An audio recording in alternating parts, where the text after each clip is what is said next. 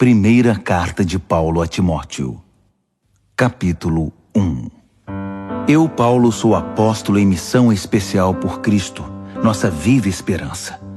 Sob o comando de Deus, nosso Salvador, escrevo a você, Timóteo, meu filho na fé.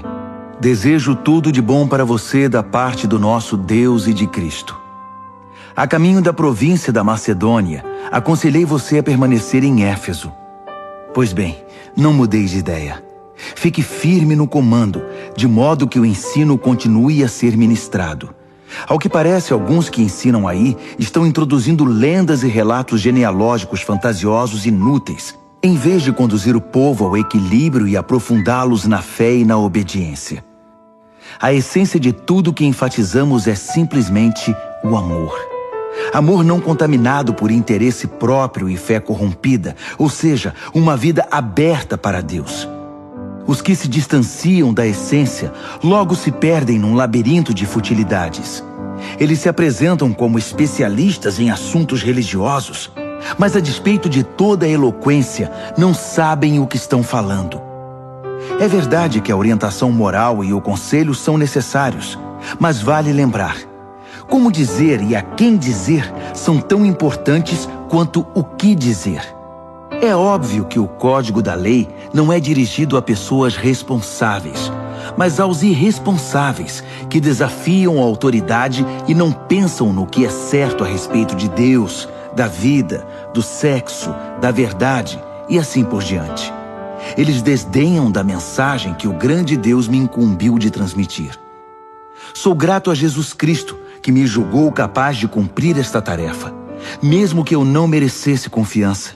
Você sabe, ele me confiou este ministério. As únicas credenciais que eu trouxe foram agressão, intolerância e arrogância. Mas fui tratado com misericórdia, porque não sabia o que estava fazendo.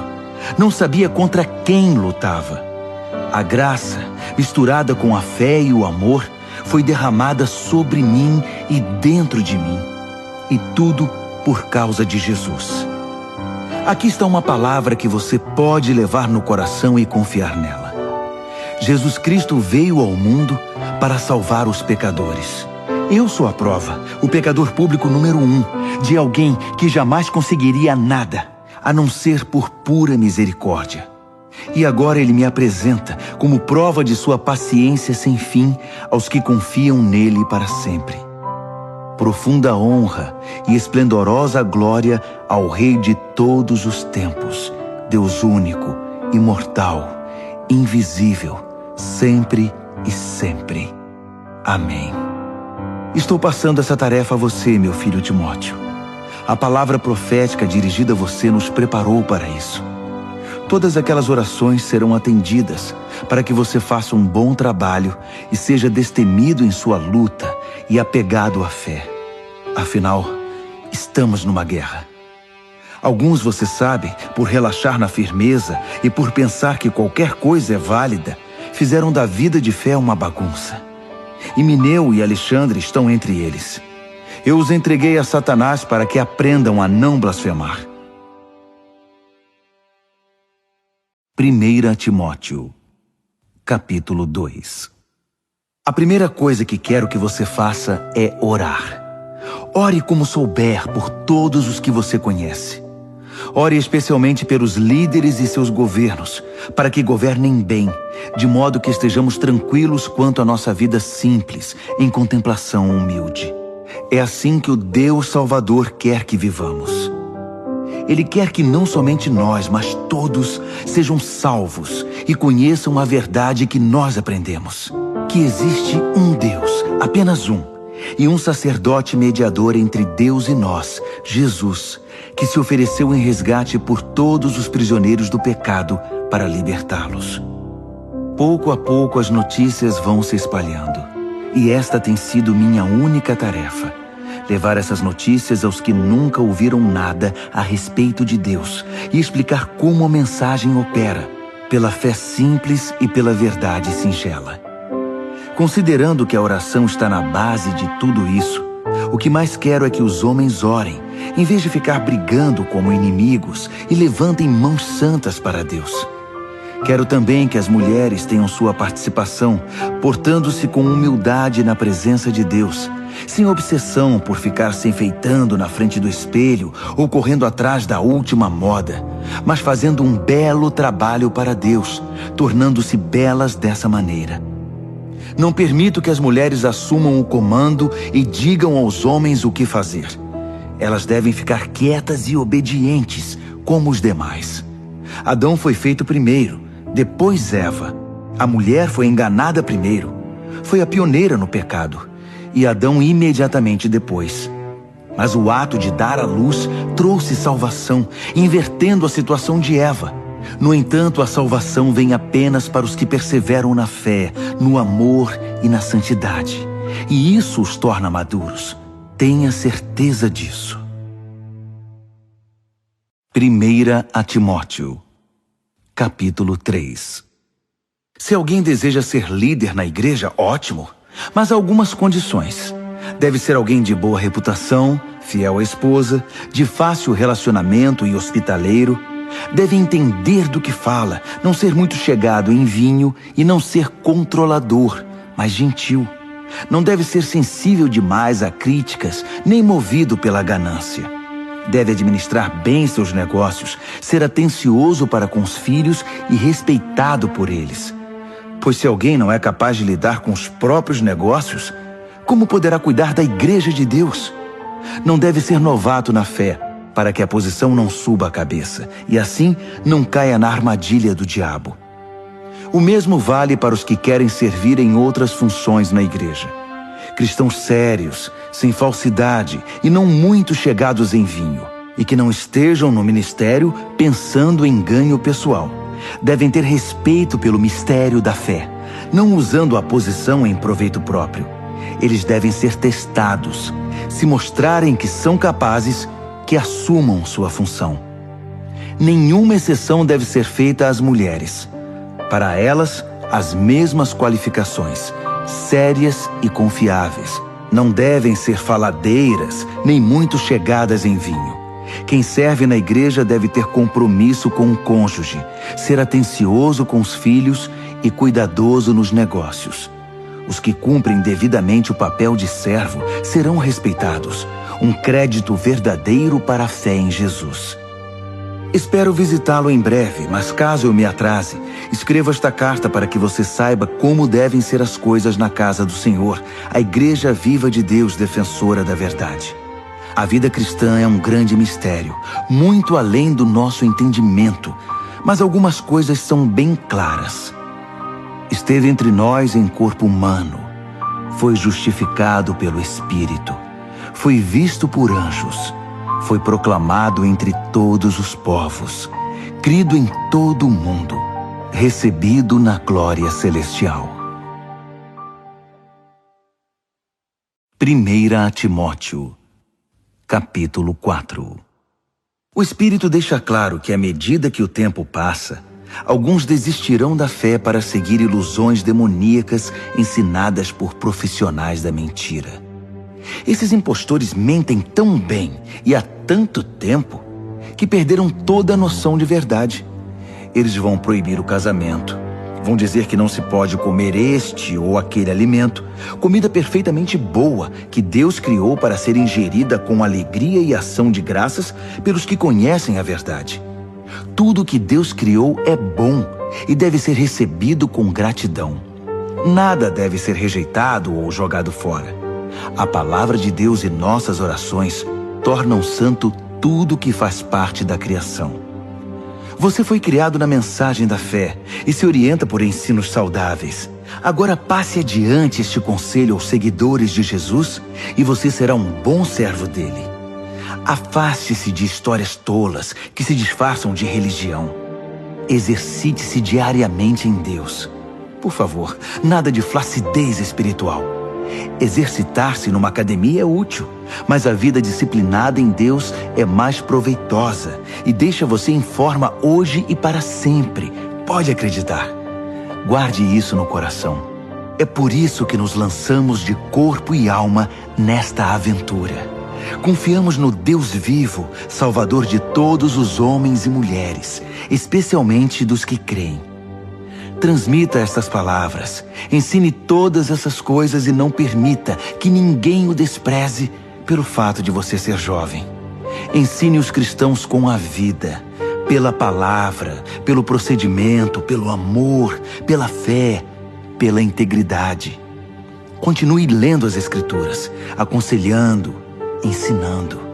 Quanto ao dom especial do ministério concedido quando os líderes da igreja impuseram as mãos sobre você, mantenha-o puro e ativo.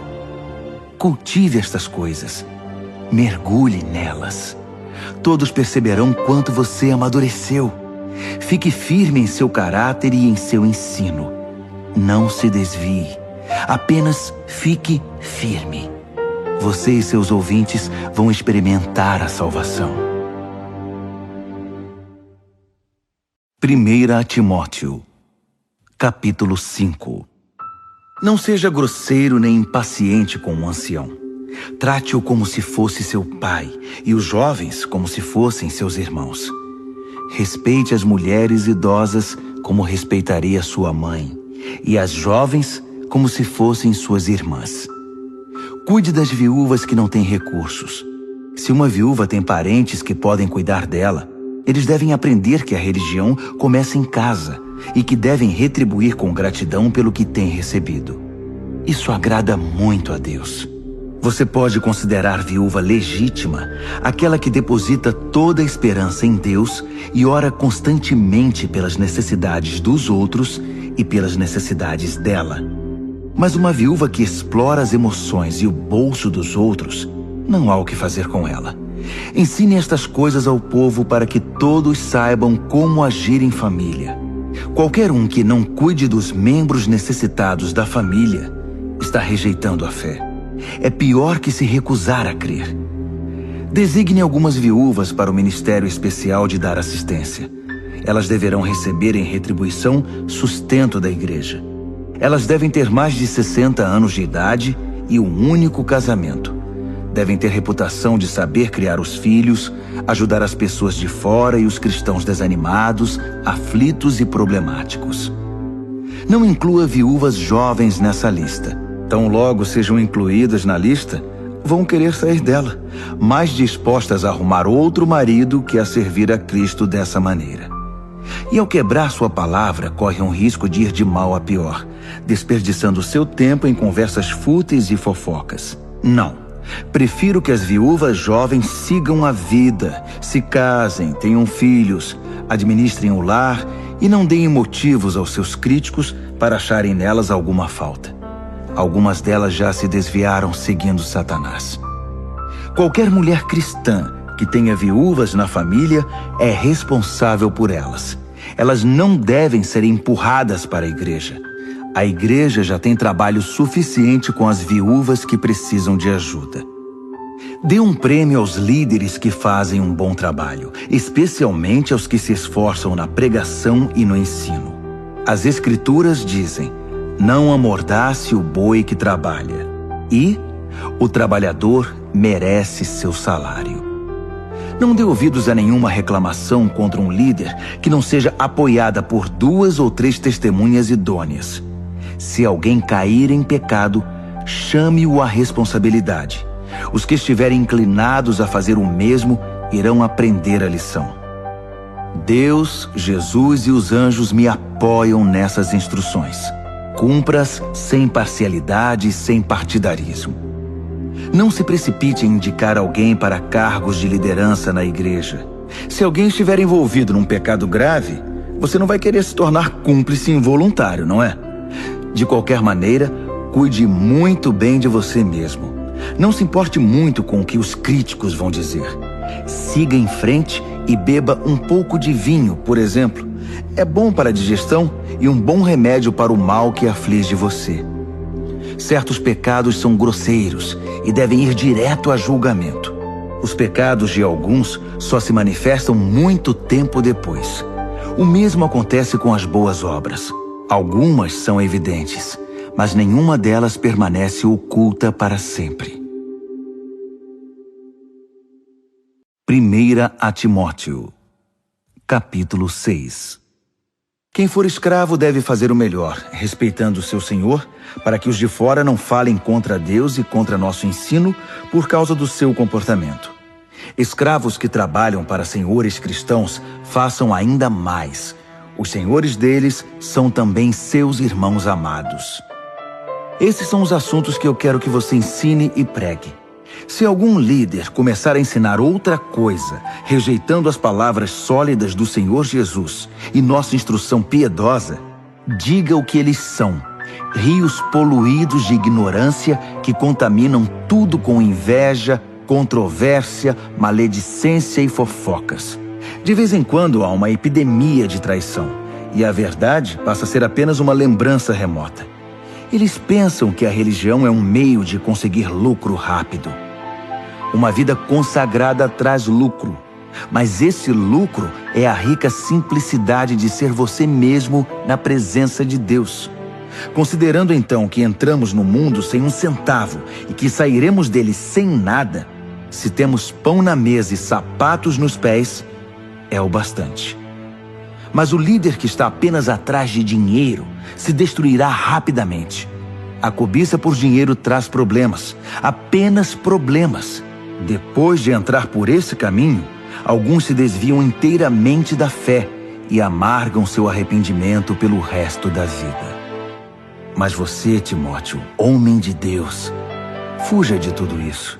Corra atrás de uma vida justa, uma vida de contemplação, fé, amor, perseverança, cortesia. Corra a toda velocidade na fé. Busque a vida eterna, pois fomos chamados para ela, a vida que você abraçou tão fervorosamente na presença de tantas testemunhas. Exorto você na presença do Deus doador da vida e diante de Cristo, que ficou firme na presença de Pôncio Pilatos e não retrocedeu um só milímetro. Guarde esse mandamento com seriedade e não vacile. O Senhor Jesus Cristo está voltando. Ele vai se manifestar no tempo certo.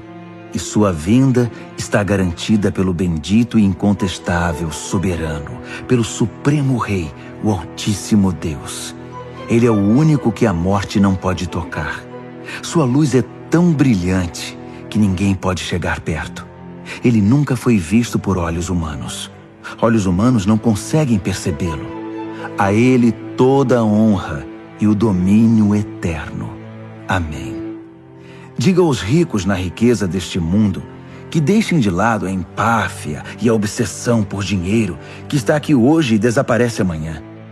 Diga-lhes que busquem Deus, que ajunta muitas riquezas que jamais conseguiríamos administrar, e façam o bem para que sejam ricos em ajudar os outros e sejam para lá de generosos. Se agirem assim, irão ajuntar um tesouro que vai permanecer e ainda obterão a vida que é a verdadeira vida. Quanto a você, meu prezado Timóteo, guarde o tesouro que recebeu. Guarde-o com sua vida. Evite a religião de aparências e a confusão praticada pelos que se denominam sábios. Pessoas enredadas em muita conversa podem perder a essência da fé. Que a graça transbordante guarde você.